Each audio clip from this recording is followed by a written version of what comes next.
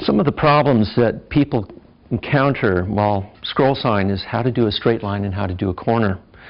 I find that with a blade so small, the way it's manufactured, it can be a little bit sharper on one side than the other because of the milling process. And I find that the blade, even though it might be brand new, might not track in a perfectly straight line. Now, little tiny pushes. I am not holding the project down really firmly. Also, you'll notice that I'm not using any of these hold-down devices or guides. These, I find, they kind of hinder the blade and hinder your movement. They also tend to get in the way. Okay, in cutting a straight line, the foot switch allows me to turn the machine on and off. So if the blade breaks, I can immediately stop it without having to reach around for a switch.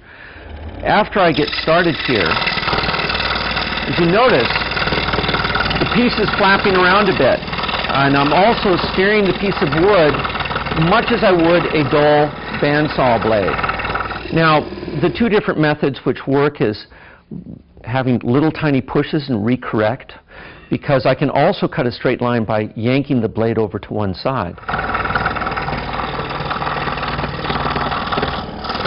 See, this blade has a little bit of a right hook into it, which is quite normal. And I'm just adjusting with small corrections and holding it loosely down. If I hold the piece firmly down, I don't know whether I'm pulling it to one side or another, and the blade will deflect inside the packet. So this is a way of getting a nice 90-degree cut.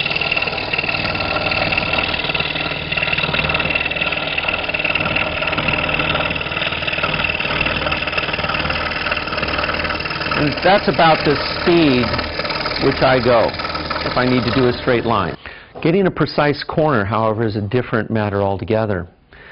What you need to do is you have to actually negotiate a sharp corner, a technique I've developed which seems to work quite well for stock which is thick or thin. Now, as before, straight lines are always going to be a little bit tough.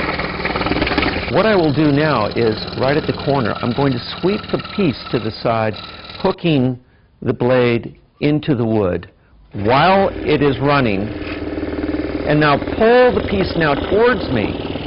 Now I'm actually now riding the piece off the back of the blade so I can reorient it to the new direction.